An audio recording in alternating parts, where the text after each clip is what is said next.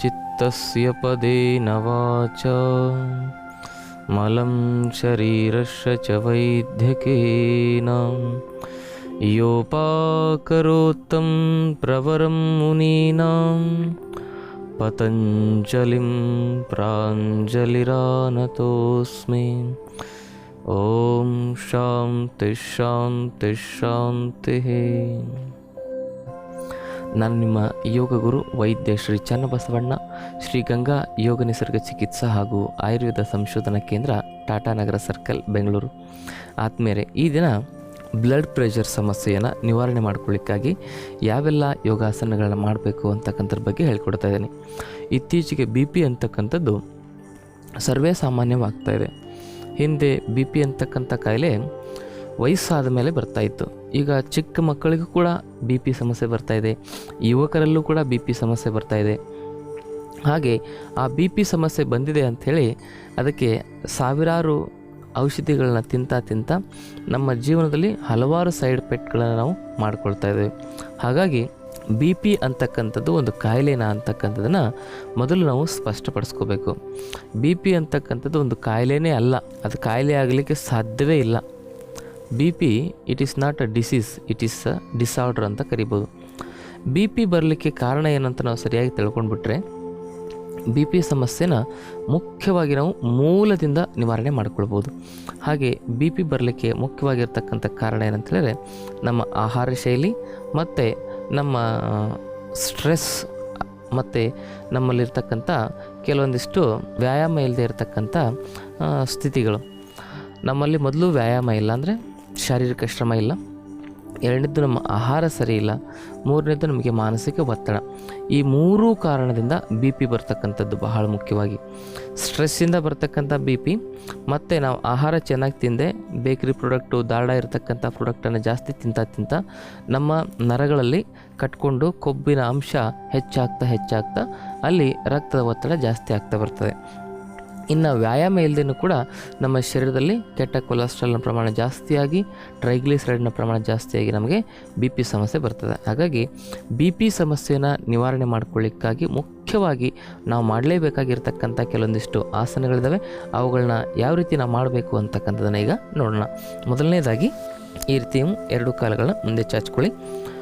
ಏನು ಮಾಡ್ಬೇಕಂತೇಳಿದ್ರೆ ಎಡಗಾಲು ಮುಂದೆ ಬಲಗಾಲು ಹಿಂದೆ, ಹೀಗೆ ಎಕ್ಸೇಲ್, ಇನ್ಹೇಲ್, ಎಕ್ಸೇಲ್.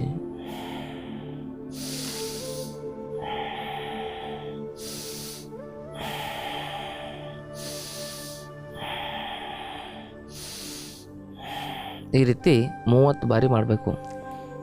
ನಿಧಾನ ಉಸಿರು ತೆಗೆದುಕೋಬೇಕು, ಉಸಿರು ಬಿಡಬೇಕು, ಉಸಿರು ತೆಗೆದುಕೋಬೇಕು, ಉಸಿರು ಬಿಡಬೇಕು, ಉಸಿರು ತೆಗೆದುಕೋಬೇಕು, ಉಸಿರು ಬಿಡಬೇಕು. ಹೀಗೆ ಎಡಗಾಲನ್ನು ನೀವು ಮುಂದೆ ಬಗ್ಗಿಸಿದಾಗ ಉಸಿರನ್ನು ಬಿಡಬೇಕು, ಬಲಗಾಲು ಮುಂದೆ ಬಗ್ಗಿಸಿದಾಗ ಉಸಿರು ತೆಗೆದುಕೊಳ್ಬೇಕು. ಎಡಗಾಲು ಮುಂದೆ ಬಗ್ಗಿಸಿದಾಗ ಉಸಿರು ತೆಗೆದುಕೊಳ್ಬೇಕು, ಬಲಗಾಲು ಮುಂದೆ ಬಗ್ಗಿಸಿದಾಗ ಉಸಿರನ್ನ ಬಿಡಬೇಕು. ಈ ರೀತಿ 15 ಬಾರಿ ಮಾಡಬೇಕು. ಇದಾದಮೇಲೆ ಮತ್ತೇನು ಮಾಡಬೇಕು, ಬಲಗಾಲು ಮುಂದೆ ಬಾಗಿಸಿದಾಗ ಉಸಿರು ತೆಗೆದುಕೊಳ್ಬೇಕು, ಎಡಗಾಲು ಮುಂದೆ ಬಾಗಿಸಿದಾಗ ಉಸಿರು ಬಿಡಬೇಕು. ಹೀಗೆ 15 ಬಾರಿ, ಇದನ್ನು 30 ಬಾರಿ ಅಭ್ಯಾಸ ಮಾಡ್ತಕ್ಕಂಥದ್ದು. ಈ ರೀತಿ ಇದಾದ ಮೇಲೆ ನಿಧಾನವಾಗಿ ರೊಟೇಷನ್ ಮಾಡಬೇಕು. ಉಸಿರನ್ನು ಬಿಡ್ತಾ ಮುಂದೆ, ಉಸಿರನ್ನು ತೆಗೆದುಕೊಳ್ತಾ ಹಿಂದೆ, ಉಸಿರನ್ನು ಬಿಡ್ತಾ ಮುಂದೆ, ಉಸಿರನ್ನು ತೆಗೆದುಕೊಳ್ತಾ ಹಿಂದೆ, ಉಸಿರನ್ನು ಬಿಡ್ತಾ ಮುಂದೆ, ಉಸಿರನ್ನು ತೆಗೆದುಕೊಳ್ತಾ ಹಿಂದೆ. ಇದೇ ರೀತಿ ನಿಧಾನವಾಗಿ ನಿರಂತರವಾಗಿ ನೀವು ಅಭ್ಯಾಸ ಮಾಡ್ತಾ ಹೋಗಬೇಕು. ಹೀಗೆ ಉಸಿರು ಬಿಡ್ತಾ ಮುಂದೆ, ಉಸಿರು ತೆಗೆದುಕೊಳ್ತಾ ಹಿಂದೆ. ಇದಾದಮೇಲೆ ಆ್ಯಂಟಿ ಕ್ಲಾಕ್ ವೈಸ್ ಮಾಡಬೇಕು. ಉಸಿರು ಬಿಡ್ತಾ ಮುಂದೆ, ಉಸಿರು ತೆಗೆದುಕೊಳ್ತಾ ಬ್ಯಾಕ್ ಸೈಡ್, ಉಸಿರು ಬಿಡ್ತಾ ಮುಂದೆ, ಉಸಿರು ತೆಗೆದುಕೊಳ್ತಾ ಬ್ಯಾಕ್. ಸ್ಟ್ರೈಟಾಗಿ ನಿಮ್ಮ ಶರೀರವನ್ನು ಈ ರೀತಿ ಇರಿಸ್ಕೋಬೇಕು. ನಿಧಾನಗತಿಯಲ್ಲಿ ಚಲನೆಯನ್ನು ಮಾಡ್ತಾ ಹೋಗಬೇಕು. ಈ ರೀತಿ ಇದಾದಮೇಲೆ ಏನು ಮಾಡಬೇಕು ಅಂತೇಳಿದ್ರೆ ನಿಧಾನವಾಗಿ ಉಸಿರು ಬಿಡ್ತಾ ಒಳಗಡೆ ಈ ರೀತಿ ನಿಮ್ಮ ಪಾದದ ಬೆರಳುಗಳನ್ನು ಸ್ಪರ್ಶ ಮಾಡಿ ಉಸಿರು ತೆಗೆದುಕೊಳ್ತಾ ಆಚೆ, ಉಸಿರು ಬಿಡ್ತಾ ನಿಧಾನವಾಗಿ ಒಳಗಡೆ ನಿಮ್ಮ ಪಾದದ ಬೆರಳನ್ನು ಸ್ಪರ್ಶ ಮಾಡಿ ಉಸಿರು ತೆಗೆದುಕೊಳ್ತಾ ವಾಪಸ್, ಉಸಿರು ಬಿಡ್ತಾ ನಿಮ್ಮ ಪಾದದ ಬೆರಳನ್ನು ಒಳಗಡೆ ಸ್ಪರ್ಶ ಮಾಡಿ. ಈ ರೀತಿ ನೀವು ಸ್ಪರ್ಶ ಮಾಡಲಿಕ್ಕೆ ಆಗಲಿಲ್ಲ ಅಂದರೆ ನಿಮ್ಮ ಕೈಲಿ ಎಷ್ಟಾಗುತ್ತೋ ಅಷ್ಟು ಮಾಡ್ಬೋದು. ಉಸಿರು ತೆಗೆದುಕೊಂಡು ವಾಪಸ್. ಈ ರೀತಿಯಾಗಿ ನೀವು ಒಂದು 30 ಬಾರಿ ಅಭ್ಯಾಸ ಮಾಡಬೇಕಾಗುತ್ತೆ. ನಿಧಾನವಾಗಿ ಉಸಿರು ಬಿಡಬೇಕು, ಉಸಿರು ತೆಗೆದುಕೋಬೇಕು, ಉಸಿರು ಬಿಡಬೇಕು, ಉಸಿರು ತೆಗೆದುಕೋಬೇಕು. ಹೀಗೆ ಅಭ್ಯಾಸ ಮಾಡ್ತಾ ಹೋಗಬೇಕು. ಇದು ಕೂಡ 30 ಬಾರಿ ಅಭ್ಯಾಸ ಮಾಡಬೇಕು. ಇದಾದಮೇಲೆ ಏನು ಮಾಡಬೇಕು ಅಂತ ಹೇಳಿದ್ರೆ ನಿಧಾನವಾಗಿ ನಿಮ್ಮ ಎಡಗಾಲನ್ನ ಈ ರೀತಿ ಹಿಡ್ಕೋಬೇಕು. ಇದಕ್ಕೆ ಸೂಕ್ಷ್ಮ ಯೋಗ ಆಸನಗಳು ಅಂತ ಕರೀತಾರೆ. ಈಗ ನಾವು ಮಾಡಿರ್ತಕ್ಕಂಥದ್ದು ಪಾದ ಚಲನಾಸನ, ಈಗ ನಾವು ಮಾಡ್ತಾ ಇರ್ತಕ್ಕಂಥದ್ದು ಜಾನು ಸಂಚಲನಾಸನ. ನಿಧಾನವಾಗಿ ಈ ರೀತಿ ಮಾಡ್ತಾ ಹೋಗಬೇಕು. ನಿಮ್ಮ ಶರೀರದಲ್ಲಿರ್ತಕ್ಕಂಥ ಪ್ರತಿಯೊಂದು ಜಾಯಿಂಟ್ಸ್ಗಳನ್ನು ಕೂಡ ನೀವು ಸಡಿಲ ಮಾಡಿಕೊಂಡಾಗ ನಿಮ್ಮ BP ಸಮಸ್ಯೆ ಬೇರು ಸಮೇತವಾಗಿ ನಿವಾರಣೆ ಆಗ್ತದೆ. ನಿಧಾನವಾಗಿ ಅಭ್ಯಾಸ ಮಾಡ್ತಾ ಹೋಗಬೇಕು. ಉಸಿರು ತೆಗೆದುಕೊಳ್ತಾ ಮೇಲೆ ಉಸಿರನ್ನು ಬಿಡ್ತಾ ವಾಪಸ್ ಬರ್ತಾ ಹೋಗಬೇಕು.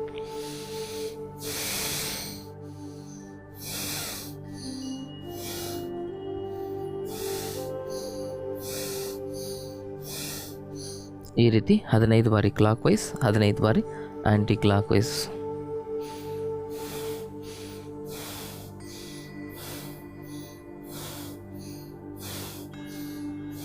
ಈ ರೀತಿ ಮಾಡ್ತಾ ಹೋದರೆ ನಿಮ್ಮ ಮೊಣಕಾಲಿನ ಕೀಲು ಸಂಪೂರ್ಣವಾಗಿ ಕ್ರಿಯಾಶೀಲವಾಗ್ತಾ ಬರ್ತದೆ.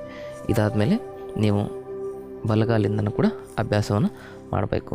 ಮೊದಲು ಯಾವುದೇ ಒಂದು ಅಭ್ಯಾಸವನ್ನು ಮಾಡಲಿ, ನೀವು ಎಡಗಡೆಯಿಂದ ಪ್ರಾರಂಭ ಮಾಡಿದರೆ ನಿಮಗೆ ಬಲಗಡೆ ಮೆದುಳು ಆ್ಯಕ್ಟಿವ್ ಆಗುತ್ತೆ. ಬಲಭಾಗದ ಮೆದುಳು ಆ್ಯಕ್ಟಿವ್ ಆದಾಗ ನೀವು ಯಾವುದೇ ಕ್ರಿಯಾಶೀಲವಾಗಿರ್ತಕ್ಕಂಥ ಚಟುವಟಿಕೆಗಳನ್ನ ನೀವು ಇನ್ನಷ್ಟು ಕ್ರಿಯಾಶೀಲವಾಗಿ ಮಾಡ್ತಕ್ಕಂಥ ಶಕ್ತಿಯನ್ನು ಪಡ್ಕೊಳ್ತೀರ. ಯಾಕಂದರೆ ಬಲಭಾಗದ ಮೆದುಳು ಏನಂತ ಹೇಳಿದ್ರೆ ನಿಮ್ಮ ಶರೀರದಲ್ಲಿರ್ತಕ್ಕಂಥ ಕ್ರಿಯಾಶೀಲ ಶಕ್ತಿಯನ್ನು ಜಾಗೃತಗೊಳಿಸಲಿಕ್ಕೆ ಒಂದು ಒಳ್ಳೆಯ ಸಹಾಯವನ್ನು ಮಾಡ್ತಾ ಇರ್ತದೆ. ಮತ್ತು ನಿಮ್ಮ ಬಲಭಾಗದ ಮೆದುಳು ಯಾವತ್ತೂ ನಿಮ್ಮನ್ನು ಆಲೋಚನಾ ಶಕ್ತಿಗೆ ಒಳಪಡಿಸ್ತದೆ, ಹಾಗೆ ನಿಮ್ಮನ್ನು ಸಮಾಲೋಚನಾ ಶಕ್ತಿಗೆ ಅದು ತೆಗೆದುಕೊಂಡು ಹೋಗ್ತದೆ. ಈ ಬಲಭಾಗದ ಮೆದುಳಿನಿಂದ ನಿಮ್ಮಲ್ಲಿ ಏನಾಗ್ತದೆ ಅಂತ ಹೇಳಿದ್ರೆ ಎಲ್ಲವನ್ನೂ ಅಬ್ಸರ್ವ್ ಮಾಡ್ತಕ್ಕಂಥ ಒಂದು ಶಕ್ತಿ ಬರ್ತದೆ. ಯಾರು ಅಬ್ಸರ್ವ್ ಮಾಡ್ತಾರೆ ಅವ್ರ ಲೈಫಲ್ಲಿ ಗೆಲ್ತಾರೆ, ಯಾರು ಅಬ್ಸರ್ವ್ ಮಾಡಲ್ಲ ಅವ್ರ ಲೈಫಲ್ಲಿ ಮೋಸ ಹೋಗ್ತಾರೆ. ಯಾಕಂದರೆ ಈಗ ಬಾಯಲ್ಲಿ ಮಾತ್ರ ಒಂದು ಒಳ್ಳೆಯ ಮಾತುಗಳನ್ನ ಹೇಳ್ತಕ್ಕಂಥವ್ರು, ಹೊಟ್ಟೆಯಲ್ಲಿ ವಿಷ ತುಂಬಿಕೊಂಡಿರ್ತಕ್ಕಂಥವ್ರು ತುಂಬ ಜನ ಇದ್ದಾರೆ. ಹಾಗಾಗಿ ಬಾಯಲ್ಲಿ ಮಾತ್ರ ಬೆಲ್ಲದ ಅಚ್ಚು, ನಮ್ಮ ಮನಸ್ಸಿನಲ್ಲೆಲ್ಲ ಹಾಳು ಫಲಸ್ಸಿನ ತುಂಬ ಕೆಟ್ಟ ಕೊಳಕಿನ ಒಂದು ಮಡುವೆ ತುಂಬಿಕೊಂಡಿರ್ತದೆ. ಹಾಗಾಗಿ ಈ ರೀತಿಯಾಗಿ ನಮ್ಮನ್ನು ನಾವು ಅಬ್ಸರ್ವ್ ಮಾಡ್ತಾ ಹೋದಂಗೆ, ಬೇರೆಯವ್ರನ್ನೂ ಕೂಡ ನಾವು ಅಬ್ಸರ್ವ್ ಮಾಡ್ತಾ ಹೋದಂಗೆ ನಮಗೆ ಟ್ರೂತ್ ಏನು ಅಂತ ಗೊತ್ತಾಗುತ್ತೆ. ಈಗ ನೋಡಿ, ನಾನು ಮಾಡ್ತಾ ಇರ್ತಕ್ಕಂಥ ಈ ಆಸನಕ್ಕೆ ಏನಂತ ಕರೀತಾರೆ ಅಂದರೆ ಪಾತ್ರಗಿತ್ತಿ ಆಸನ ಅಥವಾ ಬದ್ಧ ಕೋನಾಸನ, ಅಥವಾ ಇದಕ್ಕೆ ಏನಂತ ಕರೀತಾರೆ ತಿತಲಿ ಆಸನ ಅಂತ ಕರೀತಾರೆ. ನೇರವಾಗಿ ಈ ರೀತಿ ಕೂತ್ಕೋಬೇಕು. ಹೀಗೆ ಈ ರೀತಿ ಮಾಡೋದ್ರಿಂದ ನಿಮ್ಮ ಸೊಂಟದ ಕೀಲುಗಳಲ್ಲಿರ್ತಕ್ಕಂಥ ಎಲ್ಲ ದೋಷಗಳು ಕೂಡ ಕಡಿಮೆ ಆಗ್ತಾ ಬರ್ತವೆ. ಮತ್ತು ನಿಮ್ಮ ಕಿಡ್ನಿ ಸಮಸ್ಯೆನೂ ಕೂಡ ಈ ಆಸನದಲ್ಲಿ ಕ್ಯೂರ್ ಆಗ್ತದೆ. ಸುಮಾರು ಜನರಿಗೆ ಕಿಡ್ನಿ ಸಮಸ್ಯೆ ಜಾಸ್ತಿ ಆಗ್ತಾ ಇರ್ತದೆ. ಯಾಕೆ ಅಂತ ಹೇಳಿದ್ರೆ BP ಜಾಸ್ತಿ ಆಗ್ತಾ ಹೋದಂಗೆ ನಮ್ಮಲ್ಲಿ ಏನಾಗ್ತದೆ, ಕಿಡ್ನಿ ಪ್ರಾಬ್ಲಮ್ ಬರ್ತದೆ. ಯಾಕಂತ ಹೇಳಿದ್ರೆ BP ಜಾಸ್ತಿ ಆಗ್ತಾ ಇದ್ದಂಗೆ ನಮ್ಮ ಕಿಡ್ನಿಗೆ ಜಾಸ್ತಿ ಲೋಡ್ ಬೀಳ್ತದೆ. ಕಿಡ್ನಿಗೆ ಜಾಸ್ತಿ ಒತ್ತಡ ಬಿದ್ದಾಗ ಕ್ರಿಯೇಟಿನ್ ಲೆವೆಲ್ ಜಾಸ್ತಿ ಆಗುತ್ತೆ, ಯೂರಿಕ್ ಆಸಿಡ್ ಜಾಸ್ತಿ ಆಗುತ್ತೆ, ಬ್ಲಡ್ ಯೂರಿಯಾ ಜಾಸ್ತಿ ಆಗುತ್ತೆ. ಇದೆಲ್ಲ ಜಾಸ್ತಿ ಆಗ್ತಾ ನಮಗೆ ಕಿಡ್ನಿ ಫೇಲ್ಯೂರ್ ಆಗ್ತಾ ಹೋಗುತ್ತೆ. ಅದಕ್ಕಾಗಿ BP ಸಮಸ್ಯೆ ಬಂದಿರತಕ್ಕಂಥವ್ರಿಗೆ ಹೆಚ್ಚು ಕಿಡ್ನಿ ಫೇಲ್ ಆಗ್ತಾ ಇರತಕ್ಕಂಥದ್ದು ನಾವು ನೋಡಿದ್ದೇವೆ. BP ಸಮಸ್ಯೆ ಬಂದಿದೆ ಅಂತ ಹಾಗೆ ಬಿಟ್ಟರೂ ಕೂಡ ಕಿಡ್ನಿ ಫೇಲ್ ಆಗುತ್ತೆ. BP ಸಮಸ್ಯೆ ಬಂದಿದೆ ಅಂತ ಟ್ಯಾಬ್ಲೆಟ್ ತೊಗೊಂಡ್ರೂ ಕೂಡ ಕಿಡ್ನಿ ಫೇಲ್ ಆಗುತ್ತೆ. ಇದೊಳ್ಳೆ ಕತೆ ಐತಲ್ಲ, ಟ್ಯಾಬ್ಲೆಟ್ ತೊಗೊಂಡ್ರೂ ಸಮಸ್ಯೆ, ಟ್ಯಾಬ್ಲೆಟ್ ತೊಗೊಳ್ದೇ ಇದ್ರೂ ಸಮಸ್ಯೆ ಅಂತ ಹೇಳಿದ್ರೆ ಮುಂದೆ ನಾವು ಬದುಕಲಿಕ್ಕೆ ಏನು ಮಾಡೋದು ಅಂತ ನಿಮಗೆ ಅನ್ನಿಸ್ಬೋದು. ನೀವು ಬದುಕಲಿಕ್ಕೆ ಏನು ಮಾಡಬೇಕು? ಯೋಗ ಮಾಡಬೇಕಷ್ಟೇ. ಯೋಗ ಮಾಡಿದ್ರೆ ಮಾತ್ರ ನೀವು ಯಾವುದೂ ಸಮಸ್ಯೆಗಳಿಂದ ನೀವು ಆ ಒಂದು ಸಮಸ್ಯೆಯನ್ನು ಬೇರು ಸಮೇತವಾಗಿ ನಿವಾರಣೆ ಮಾಡ್ಕೊಳ್ಬೋದು. ಹಾಗಾಗಿ ಈ ರೀತಿಯಾಗಿ ಮಾಡ್ತಾ ಹೋದರೆ ನಿಮ್ಮಲ್ಲಿ ಏನಾಗ್ತದೆ, ಪೆಲ್ವಿಕ್ ರೀಸನ್ನಲ್ಲಿರ್ತಕ್ಕಂಥ ಎಲ್ಲ ನರ ದೌರ್ಬಲ್ಯತೆಗಳು, ಅಲ್ಲಿರ್ತಕ್ಕಂಥ ಎಲ್ಲ ಜೀವಕೋಶಗಳ ವೀಕ್ನೆಸ್ ಸಂಪೂರ್ಣವಾಗಿ ನಿವಾರಣೆ ಆಗ್ತಾ ಹೋಗ್ತದೆ. ಈ ರೀತಿ ಮಾಡಬೇಕು ನಿಧಾನವಾಗಿ. ಪ್ರಾರಂಭದಲ್ಲಿ ನಿಮಗೆ ಈ ರೀತಿ ಟಚ್ ಮಾಡಲಿಕ್ಕಾಗಿಲ್ಲ ಅಂದರೆ ನೀವೇನು ಮಾಡಬೇಕು, ಕೈಗಳ ಸಹಾಯದಿಂದ ಈ ರೀತಿ ಪ್ರೆಸ್ ಮಾಡ್ಕೊಳ್ತಾ ಹೋಗಬೇಕು. ಆದರೆ ಈ ಆಸನ ಮಾಡೋ ಟೈಮಲ್ಲಿ ಹಿಂಗೆ ಬೆಂಡಾಗಿ ಕೂರಬಾರ್ದು, ನೇರವಾಗಿ ಕೂತ್ಕೊಂಡಿರಬೇಕು. ಈ ರೀತಿ ಕೂತ್ಕೋಬೇಕು, ನೇರವಾಗಿ ಕೂತ್ಕೊಂಡು ಅಭ್ಯಾಸ ಮಾಡ್ತಾ ಹೋಗಬೇಕು. ಸಹಜವಾಗಿರ್ತಕ್ಕಂಥ ಉಸಿರಾಟ ಇರಬೇಕು, ಬೆನ್ನು ಹುರಿ ನೇರವಾಗಿರಬೇಕು. ಇದು ಕಿಡ್ನಿ ಸಮಸ್ಯೆಗಷ್ಟೇ ಅಲ್ಲ, ಹೆಣ್ಣು ಮಕ್ಕಳಿಗೆ ಗರ್ಭಕೋಶದಕ್ಕೆ ಯಾವುದೇ ಸಮಸ್ಯೆ ಇದ್ದರೂ ಕೂಡ ಬಲ್ಕಿ ಊಟರಿಸಿದ್ರೆ ಗರ್ಭಕೋಶ ತನ್ನ ಜಾಗದಿಂದ ಬೇರೆ ಕಡೆ ಸರಿದಿದ್ದರೆ ಈ ಒಂದು ಆಸನ ಮಾಡಿದರೆ ಕೇವಲ 1-2 ತಿಂಗಳಲ್ಲಿ ತನ್ನ ಜಾಗಕ್ಕೆ ಗರ್ಭಕೋಶ ಹೋಗಿ ನಿಲ್ತದೆ. ಹೆಣ್ಮಕ್ಳ ಗರ್ಭಕೋಶದಲ್ಲಿ ಸ್ವೆಲ್ಲಿಂಗ್ ಬಂದಿರ್ತದೆ, ಒಳಗಡೆ ಸಿಸ್ಟ್ ಆಗಿರ್ತವೆ, ಅದೆಲ್ಲ ಸಮಸ್ಯೆಗಳಿಗೂ ಕೂಡ ಈ ಬಟರ್ಫ್ಲೈ ಬಹಳ ಅತಿ ಅದ್ಭುತವಾಗಿ ಸಹಾಯವನ್ನು ಮಾಡುತ್ತದೆ. ನೇರವಾಗಿ ಕೂತ್ಕೊಂಡು ಈ ಅಭ್ಯಾಸವನ್ನು ಮುಂದುವರಿಸ್ಬೇಕು. ಇದನ್ನು ಕನಿಷ್ಠ ಪಕ್ಷ 1-3 ನಿಮಿಷದವರೆಗೂ ನೀವು ಅಭ್ಯಾಸ ಮಾಡ್ತಾ ಹೋಗಬೇಕು. ಮ್ಯಾಕ್ಸಿಮಮ್ ಎಷ್ಟು ಮಾಡಿದರೂ ಕೂಡ ತೊಂದರೆ ಇಲ್ಲ. ಈಗ ಇದಾದಮೇಲೆ 2 ಕಾಲುಗಳನ್ನು ಅಗಲಿಸಬೇಕು, ದೀರ್ಘವಾಗಿ ಉಸಿರಾಟ ಮಾಡಬೇಕು. ಈಗ BP ಸಮಸ್ಯೆನ ನಿವಾರಣೆ ಮಾಡ್ಕೊಳ್ಳಿಕ್ಕಾಗಿ ಚಕ್ಕಿ ಚಲನಾಸನ ಒಂದು ಅತಿ ಅದ್ಭುತವಾಗಿರ್ತಕ್ಕಂಥ ಆಸನ. ಈ ಚಕ್ಕಿ ಚಲನಾಸನ ಮಾಡೋದ್ರಿಂದ ನಿಮ್ಮ ನಾಭಿ ಕೇಂದ್ರಕ್ಕೆ ಒಂದು ಕ್ರಿಯಾಶೀಲ ಶಕ್ತಿ ಸಂಚಾರವಾಗ್ತಾ ಹೋಗುತ್ತೆ. ಹೀಗೆ ನಿಮ್ಮ ನಾಭಿಯನ್ನು ನೀವು ಕ್ರಿಯಾಶೀಲಗೊಳಿಸ್ಕೊಂಡಾಗ BP ಸಮಸ್ಯೆ ಬಹಳ ಬೇಗ ನಿವಾರಣೆ ಆಗ್ತದೆ. ಯಾಕಂದರೆ ಪ್ರಾಣದ ಮೂಲ ಕೇಂದ್ರವಾಗಿರತಕ್ಕಂಥ ನಾಭಿ ನಿಮ್ಮ ಶರೀರದಲ್ಲಿರ್ತಕ್ಕಂಥ ಎಲ್ಲ ಜೀವಕೋಶಗಳಿಗೂ ಕೂಡ ಒಂದು ಒಳ್ಳೆಯ ಎನರ್ಜಿಯನ್ನು ತುಂಬತಕ್ಕಂಥ ಕೆಲಸ ಮಾಡ್ತಾ ಇರ್ತದೆ. ಹಾಗಾಗಿ ನೀವು ನಿಮ್ಮ ನಾಭಿ ಕೇಂದ್ರದಲ್ಲಿರ್ತಕ್ಕಂಥ ದೌರ್ಬಲ್ಯತೆಗಳನ್ನು ನಿವಾರಣೆ ಮಾಡಿಕೊಳ್ಳಿಕ್ಕಾಗಿ ಈ ಒಂದು ಚಕ್ಕಿ ಚಲನಾಸನವನ್ನು ಮಾಡಬೇಕು. ಇದರಿಂದ ನಿಮ್ಮ ನರ್ವಸ್ ಸಿಸ್ಟಮ್ ಕೂಡ ಕ್ರಿಯಾಶೀಲವಾಗ್ತದೆ. ಹಾಗಾಗಿ ಈ ಒಂದು ಚಕ್ಕಿ ಚಲನಾಸನ ಮಾಡೋದ್ರಿಂದ ನಿಮ್ಮ ನರ ದೌರ್ಬಲ್ಯತೆಗಳ ದೂರಾಗಿ ಬ್ಲಡ್ ಪ್ರೆಷರ್ ಕೂಡ ನಿವಾರಣೆ ಆಗ್ತದೆ. ಹೀಗೆ ನಿಧಾನವಾಗಿ ಮಾಡಬೇಕು. ಮುಂದೆ ಬರಬೇಕಾದ್ರೆ ಉಸಿರು ಬಿಡಬೇಕು, ಹಿಂದೆ ಬರಬೇಕಾದ್ರೆ ಉಸಿರು ತೆಗೆದುಕೊಳ್ಬೇಕು. ಆದರೆ ಕೈಗಳನ್ನು ಯಾವುದೇ ಕಾರಣಕ್ಕೂ ಮಡಚ್ಕೋಬಾರ್ದು. ಕೆಲವು ಜನ ಏನು ಮಾಡ್ತಿರ್ತಾರೆ, ಹೀಗೆ ಮಾಡ್ತಾ ಇರ್ತಾರೆ. ಹೀಗೆ ಈ ರೀತಿ ಕೈ ಮಡಚಬಾರ್ದು. ಕೈ ನೇರವಾಗಿರಬೇಕು. ಕೈಗಳನ್ನು ನೇರವಾಗಿ ಇಟ್ಕೊಂಡು ನಿಧಾನವಾಗಿ ಉಸಿರು ಬಿಡ್ತಾ ಮುಂದೆ ಉಸಿರು ತೆಗೆದುಕೊಳ್ತಾ ಹಿಂದೆ. ನಿಮ್ಗೆ ಸಾಧ್ಯವಾದರೆ ಸ್ವಲ್ಪ ಹಿಂದೆ ಬಾಗ್ಬೋದು. ಹೀಗೆ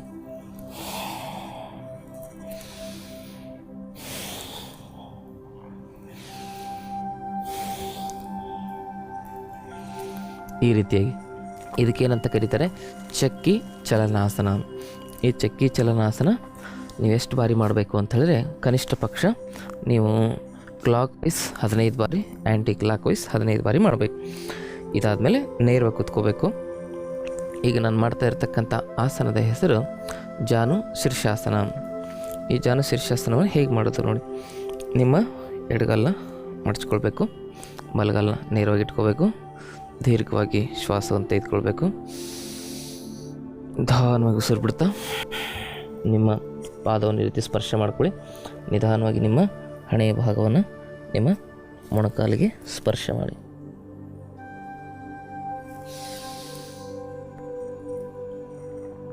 ಉಸಿರು ತೆಗೆದುಕೊಳ್ತಾ ವಾಪಸ್ ಬರಬೇಕು.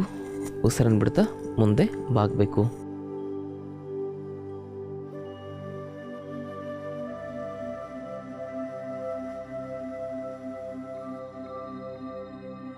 ಉಸಿರು ತೆಗೆದುಕೊಳ್ತಾ ವಾಪಸ್. ಹೇಗೆ ಮಾಡಬೇಕು ಅಂತ ಸರಿಯಾಗಿ ನೀವು ಅಭ್ಯಾಸ ಮಾಡಬೇಕು. ಇಲ್ಲಿ ನೋಡಿ, ಈ ಕಾಲಿದೆ ಅಲ್ವಾ, ಈ ಕಾಲು ಎಕ್ಸಾಕ್ಟಾಗಿ ಎಷ್ಟು ಸಾಧ್ಯ ಆಗುತ್ತೋ ಅಷ್ಟು ಹಿಂದೆ ಬರಬೇಕು.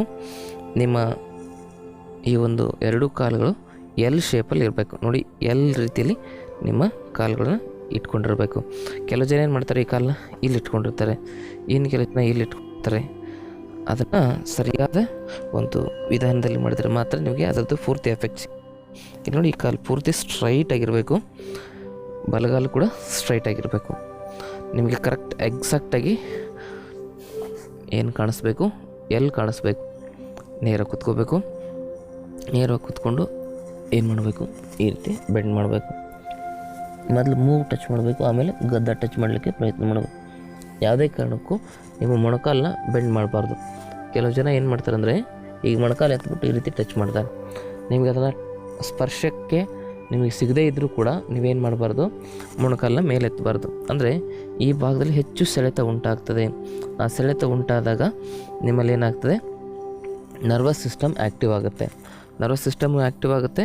ನಿಮ್ಮ ನರ್ವ್ಸಿನ ಒಳಗಡೆ ಇರತಕ್ಕಂಥ ಆ ಒಂದು ಟ್ರೈಗ್ಲಿಸರೈಡ್ನ ಪ್ರಮಾಣ, ಕೊಲೆಸ್ಟ್ರಾಲ್ನ ಪ್ರಮಾಣ ಕೂಡ ಕಡಿಮೆ ಆಗ್ತಾ ಬರ್ತದೆ. ಅಲ್ಲಿ ಒಳಗಡೆಯಿಂದನೂ ಕೂಡ ಸ್ಟ್ರೆಚ್ ಆಗೋದ್ರಿಂದ ಆ ಒಂದು ಫ್ಯಾಟ್ ಏನಾಗುತ್ತೆ, ಬರ್ನ್ ಆಗ್ತಾ ಹೋಗುತ್ತೆ. ಹಾಗಾಗಿ ಸ್ಟ್ರೆಚಿಂಗ್ ಮಾಡೋದ್ರಿಂದ ಫ್ಯಾಟನ್ನು ನಾವು ಈಸಿಯಾಗಿ ಬರ್ನ್ ಮಾಡ್ಬೋದು ನಿಧಾನವಾಗಿ ಈ ರೀತಿ. ಅದಕ್ಕೆ ಯೋಗದ ಒಂದು ಮಹತ್ವ, ಇದು ಕೇವಲ ವರ್ಕೌಟ್ ಅಲ್ಲ, ವರ್ಕೌಟ್ ಆ್ಯಂಡ್ ವರ್ಕಿನ್ ಕೂಡ. ನೀವು ಕೇವಲ ವ್ಯಾಯಾಮ ಮಾಡೋದ್ರಿಂದ ವರ್ಕೌಟ್ ಆಗುತ್ತೆ, ನೀವು ತೂಕ ಕಡಿಮೆ ಆಗ್ಬೋದು, ಆದರೆ ತೂಕ ಹೇಗೆ ಕಡಿಮೆ ಆಗ್ತದೆ ಅಂತಕ್ಕಂಥದ್ದು ನಿಮ್ಗೆ ಗೊತ್ತಿರಬೇಕು. ತೂಕ ಹೇಗೆ ಕಡಿಮೆ ಆಗುತ್ತೆ? ಶರೀರದಲ್ಲಿರ್ತಕ್ಕಂಥ ನೀರಿನ ಅಂಶ ಕಡಿಮೆಯಾಗಿ ತೂಕ ಕಡಿಮೆ ಆಗುತ್ತೆ. ನೀರಿನ ಅಂಶವನ್ನು ಕಡಿಮೆ ಮಾಡಿಕೊಂಡ್ರೆ ಶರೀರಕ್ಕೆ ಇನ್ನೂ ಸಮಸ್ಯೆ ಬರ್ತದೆ. ಹಾಗಾಗಿ ಶರೀರದಲ್ಲಿರ್ತಕ್ಕಂಥ ಕೆಟ್ಟ ಕೊಬ್ಬಿನ ಒಂದು ಪ್ರಮಾಣವನ್ನು ಕಡಿಮೆ ಮಾಡಿಕೊಂಡು ನಾವು ತೂಕ ಕಡಿಮೆ ಮಾಡಿಕೊಂಡ್ರೆ ಅದರಿಂದ ನಮಗೆ ಹೆಚ್ಚು ಲಾಭ ಸಿಗ್ತದೆ. ಆ ಕೆಟ್ಟ ಕೊಬ್ಬನ್ನು ಕರಗಿಸ್ಲಿಕ್ಕಾಗಿ ಆಸನ ಮಾಡಬೇಕಾಗ್ತದೆ. ಆಸನ ಅಂತ ಹೇಳಿದ್ರೆ ಆಯಾಸವಿಲ್ಲದೆ ಸಮಸ್ಥಿತಿಯಲ್ಲಿ ಮಾಡ್ತಕ್ಕಂಥ ಒಂದು ಪ್ರಕ್ರಿಯೆಗೆ ಆಸನ ಅಂತ ಕರೀತಾರೆ. ಹಾಗಾಗಿ ನಾವೇನು ಮಾಡಬೇಕು? ಸಮತ್ವದಲ್ಲಿ ಈ ಒಂದು ಕ್ರಿಯೆಗಳನ್ನು ನಡೆಸಬೇಕು. ಶರೀರವನ್ನು ಬ್ಯಾಲೆನ್ಸ್ ಆಗಿಟ್ಕೊಂಡು ಈ ಒಂದು ಆಸನಗಳನ್ನು ಮಾಡಬೇಕು. ಜಾಸ್ತಿ ಹೆಚ್ಚು ಪ್ರೆಷರ್ ಹಾಕಬಾರ್ದು, ನಿಧಾನವಾಗಿಯೂ ಕೂಡ ಮಾಡಬಾರ್ದು, ಸಮತ್ವದಲ್ಲಿ ಮಾಡಬೇಕು. ಅದಕ್ಕೆ ಹೇಳ್ತಾರೆ, ಬುದ್ಧ ಒಬ್ಬ ಶಿಷ್ಯನಿಗೆ ಹೇಳ್ತಾ ಇರ್ತಾರೆ, ಏನಂತ ಹೇಳ್ತಾರೆ ಅಂದರೆ, ಜಾಸ್ತಿ ಎಳೆದರೆ ಹರಿದು ಹೋಗುವುದು, ಸಡಿಲ ಬಿಟ್ಟರೆ ನಾದ ಹೊರಹೊಮ್ಮುವುದಿಲ್ಲ ಅಂತ. ಅಂದರೆ ನಮ್ಮ ಶರೀರನೂ ಕೂಡ ಒಂದು ಮ್ಯೂಸಿಕ್ ಇನ್ಸ್ಟ್ರೂಮೆಂಟ್ ಇದ್ದಂಗೆ, ಅದನ್ನು ಜಾಸ್ತಿ ಎಳೆದ್ರೂ ಕೂಡ ಸಮಸ್ಯೆ, ಸಡಿಲ ಬಿಟ್ಟರೂ ಕೂಡ ಸಮಸ್ಯೆ. ಅದಕ್ಕೆ ಹದವಾಗಿ ನಮ್ಮ ಶರೀರವನ್ನು ನಾವೇನು ಮಾಡಬೇಕು? ಒಳ್ಳೆಯ ಸ್ಥಿತಿಗೆ ತೆಗೆದುಕೊಂಡು ಬರಬೇಕು. ಹಾಗಾಗಿ ನಾವು ಆಸನವನ್ನು ಮಾಡ್ತಕ್ಕಂಥದ್ದು ಭಾಳ ಇಂಪಾರ್ಟೆಂಟ್. ನೇರ ಕೂತ್ಕೋಬೇಕು. ಈಗ ಇನ್ನೊಂದು ಬದಿಯಲ್ಲಿ ಮಾಡ್ತಾಯಿದ್ವಿ. ನೀವು ನೋಡಿ, ಈ ಕಾಲನ್ನ ಈ ಕಡೆ ಬಾಗಿಸಿರಬಾರ್ದು, ಈ ಕಾಲು ಸ್ಟ್ರೈಟಾಗಿರ್ಬೇಕು. ಈ ಮಾಡ್ತಾ ಏನಾಗ್ತದೆ? ಹಿಂಗಾಗ್ತದೆ. ಹಿಂಗಾಗೋದ್ರಿಂದ ಕೂಡ ಪ್ರಯೋಜನ ಇಲ್ಲ. ಕಾಲು ಸ್ಟ್ರೈಟಾಗಿ ಅಂದರೆ ಸ್ಟ್ರೈಟಾಗೇ ಇರಬೇಕಿದು. ಅದಕ್ಕೆ ಆಸನ ಮಾಡ್ತಕ್ಕಂಥದ್ದು ಮುಖ್ಯ ಅಲ್ಲ, ಆಸನಗಳನ್ನು ಸರಿಯಾಗಿ ಮಾಡ್ತಕ್ಕಂಥದ್ದು ಭಾಳ ಮುಖ್ಯ. ನೀವು ಈ ರೀತಿ ಕಾಲು ಬೆಂಡ್ ಮಾಡ್ಕೊಂಡು ಹಿಂಗೆ ಮಾಡಿದ್ರೆ ಮಾಡ್ಲಿಕ್ಕೆ ಸುಲಭ ಆಗ್ಬೋದು, ಅದರಿಂದ ಎಫೆಕ್ಟು ಜಾಸ್ತಿ ಸಿಗಲ್ಲ. ಅದಕ್ಕೆ ಈ ಕಾಲು ಏನಾಗಿರಬೇಕು? ಸ್ಟ್ರೈಟಾಗಿರ್ಬೇಕು. ನೋಡಿ, ಈ ಥರ ಇದು ಫ್ಲ್ಯಾಟ್ ಆಗಿರಬಾರ್ದು, ಸ್ಟ್ರೈಟಾಗಿ ನೇರವಾಗಿರಬೇಕು. ನೀವೇನು ಮಾಡಬೇಕು? ನಿಧಾನವಾಗಿ ಉಸಿರನ್ನು ಬಿಡ್ತಾ ಮುಂದೆ ಬಾಗಬೇಕು.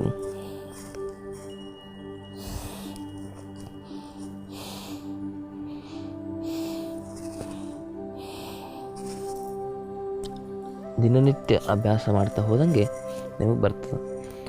ಈ ರೀತಿ ನೀವು ಎಡಗಡೆಯಿಂದ 15 ಬಾರಿ, ಬಲಗಡೆಯಿಂದ 15 ಬಾರಿ ಅಭ್ಯಾಸ ಮಾಡಬೇಕು.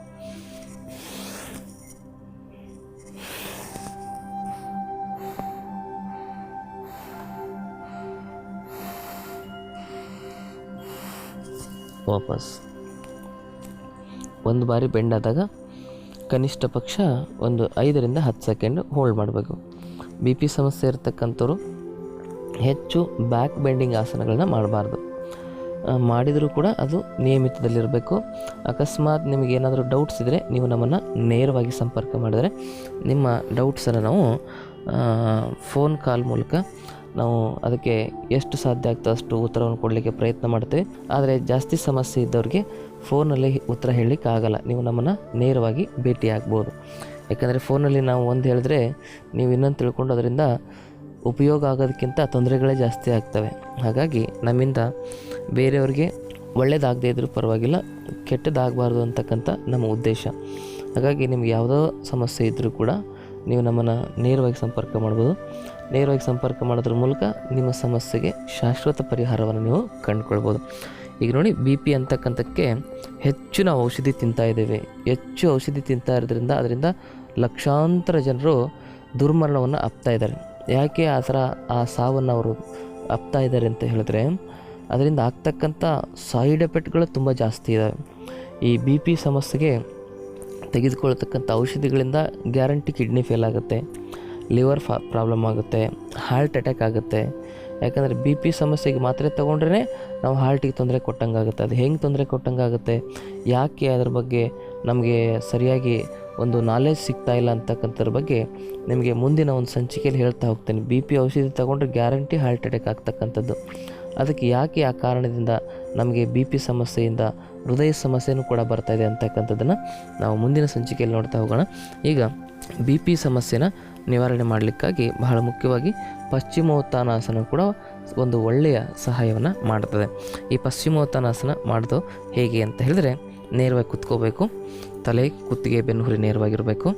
ಈಗ ನಿಧಾನವಾಗಿ ಉಸಿರನ್ನು ತೆಗೆದುಕೊಳ್ತಾ 2 ಕೈಗಳನ್ನ ಹೃದಯ ಸ್ಥಾನಕ್ಕೆ ತೆಗೆದುಕೊಂಡು ಬನ್ನಿ. ಉಸಿರನ್ನು ಬಿಡ್ತಾ ನಿಧಾನವಾಗಿ ಮುಂದೆ ಬನ್ನಿ. 2 ಪಾದದ ಹೆಬ್ಬೆರಳುಗಳನ್ನು ಈ ರೀತಿ ಹಿಡ್ಕೊಂಡು ದೀರ್ಘವಾಗಿ ಉಸಿರನ್ನು ತೆಗೆದುಕೊಳ್ತಾ ಕತ್ತನ್ನು ಮೇಲೆತ್ತಿ ನಿಧಾನವಾಗಿ ಉಸಿರನ್ನು ಬಿಡ್ತಾ ನಿಮ್ಮ ತಲೆಯನ್ನು ಕೆಳಗಡೆ ಬಾಗಿಸಿ ಕೆಳಭಾಗದ ಸೊಂಟವನ್ನು ಕೂಡ ಸಂಪೂರ್ಣವಾಗಿ ಬಾಗಿಸ್ತಾ ಮುಂದೆ ಬಾಗಬೇಕು. ಯಾಕಂತೇಳಿದ್ರೆ ಬರೀ ನಾವು ಕತ್ತನ್ನು ಬೆಂಡ್ ಮಾಡೋದ್ರಿಂದ ನಾವು ಪೂರ್ತಿಯಾಗಿ ಬಾಗ್ಲಿಕ್ಕೆ ಆಗಲ್ಲ. ಅದಕ್ಕೆ ಏನು ಮಾಡಬೇಕು, ಇಲ್ಲಿಂದ ಲೋವರ್ ಬ್ಯಾಕಿಂದ ನಾವೇನು ಮಾಡಬೇಕು, ನಮ್ಮ ಶರೀರವನ್ನು ಬಾಗಿಸ್ಬೇಕು. ನೇರವಾಗಿ ಕೂತ್ಕೋಬೇಕು ನೋಡಿ.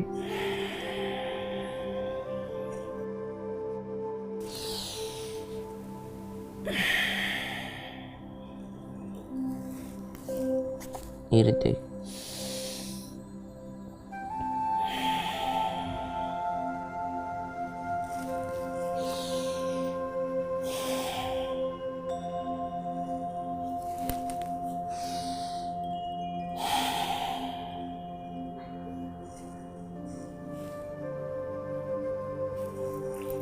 ಹೀಗೆ ನೀವೇನು ಮಾಡ್ಬೋದು ಅಂತ ಹೇಳಿದ್ರೆ ಈ ಒಂದು ಪಶ್ಚಿಮೋತ್ತಾನಾಸನವನ್ನು ಮಾಡ್ಬೋದು.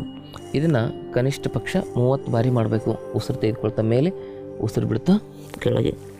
ಆದರೆ ಕೆಳಗಡೆ ಬೆಂಡಾದಾಗ ನೀವು ಕನಿಷ್ಠ ಪಕ್ಷ ಎಷ್ಟು ಬಾರಿ ಉಸಿರಾಡಬೇಕಂದ್ರೆ 5ರಿಂದ 10 ಬಾರಿ ದೀರ್ಘವಾದ ಉಸಿರಾಟ ಮಾಡಬೇಕು. ಕೆಳಗಡೆ ಭಾಗದಾಗ ದೀರ್ಘವಾಗಿ ಶ್ವಾಸ ಪ್ರಶ್ವಾಸ ಮಾಡ್ತಾ ಹೋಗ್ಬೇಕು.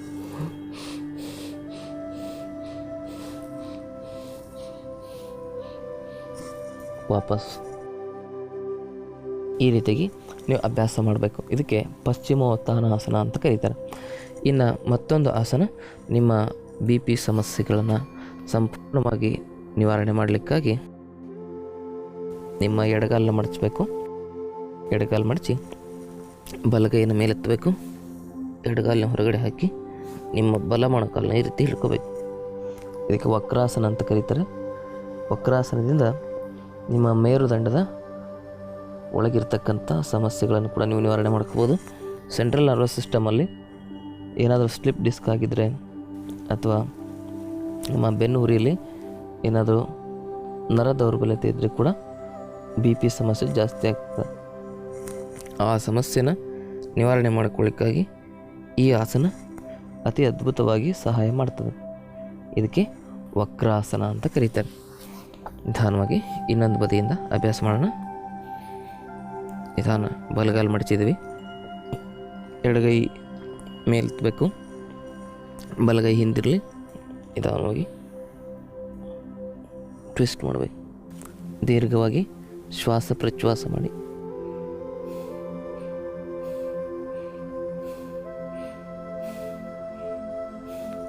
ವಾಪಸ್ ಬನ್ನಿ.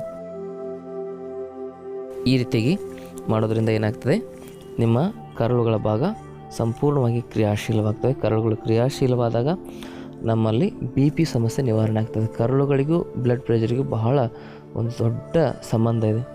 ಅದಕ್ಕೆ ಕರುಳುಗಳ ಕ್ರಿಯಾಶೀಲತೆಯಿಂದ BP ಸಮಸ್ಯೆ ನಿವಾರಣೆ ಆಗಲಿಕ್ಕೆ ಹಲವಾರು ಕಾರಣಗಳಿದ್ದಾವೆ. ಕರುಳುಗಳು ಸ್ವಚ್ಛ ಆದರೆ ನಮ್ಮ ಶರೀರದಲ್ಲಿ ನರ್ವಸ್ ಸಿಸ್ಟಮ್ ಸ್ಟ್ರಾಂಗ್ ಆಗುತ್ತೆ. ಕರುಳುಗಳು ಸ್ವಚ್ಛವಾಗಿಲ್ಲದೆ ಇದ್ದರೆ ನರ್ವಸ್ ಸಿಸ್ಟಮ್ ವೀಕ್ ಆಗುತ್ತೆ. ಅದಕ್ಕಾಗಿ ಕರುಳುಗಳ ಸ್ವಚ್ಛತೆ ಅಂತಕ್ಕಂಥದ್ದು ಬಹಳ ಮುಖ್ಯ. ಈ ಒಂದು ನಮ್ಮ ಶರೀರವನ್ನು ಕರುಳುಗಳ ಸ್ವಚ್ಛತೆಯನ್ನು ಹೆಚ್ಚಿಸಲಿಕ್ಕೆ ಇರ್ತಕ್ಕಂಥ ಆಸನಗಳು ವಕ್ರಾಸನ, ಈಗ ನಾವು ಮಾಡ್ತಾ ಇರ್ತಕ್ಕಂಥ ಮತ್ಸ್ಯೇಂದ್ರಾಸನ ಅಂದರೆ ಹೊಟ್ಟೆ ಭಾಗವನ್ನು ಹಿಂಡ್ತಕ್ಕಂಥ ಆಸನಗಳು ಕರುಳುಗಳಿಗೆ ಬಹಳ ಒಳ್ಳೆಯ ಲಾಭವನ್ನು ಕೊಡ್ತವೆ. ಇವೆಲ್ಲ ನೋಡಿ ಹೊಟ್ಟೆ ಭಾಗವನ್ನು ಸಂಪೂರ್ಣವಾಗಿ ಹಿಂಡ್ತಾ ಹೋಗ್ತದೆ. ನಿಧಾನವಾಗಿ ಈ ರೀತಿ ತಿರುಗಬೇಕು. ನಿಮ್ಮ ಹೆಬ್ಬೆರಳನ್ನು ಈ ರೀತಿ ಹಿಡ್ಕೋಬೇಕು. ಪ್ರಾರಂಭದಲ್ಲಿ ನಿಮಗೆ ಇಷ್ಟೊಂದು ಪರ್ಫೆಕ್ಟಾಗಿ ಮಾಡಲಿಕ್ಕೆ ಆಗದೇ ಇರ್ಬೋದು, ಆದರೆ ಅಭ್ಯಾಸ ಮಾಡ್ತಾ ಮಾಡ್ತಾ ನಿಮಗೆ ಈ ಆಸನಗಳು ಸುಲಭ ಆಗ್ತವೆ. ಸರಿಯಾಗಿ ನೀವು ಹಿಂದೆ ನೋಡ್ತಾ ಹೋಗಬೇಕು.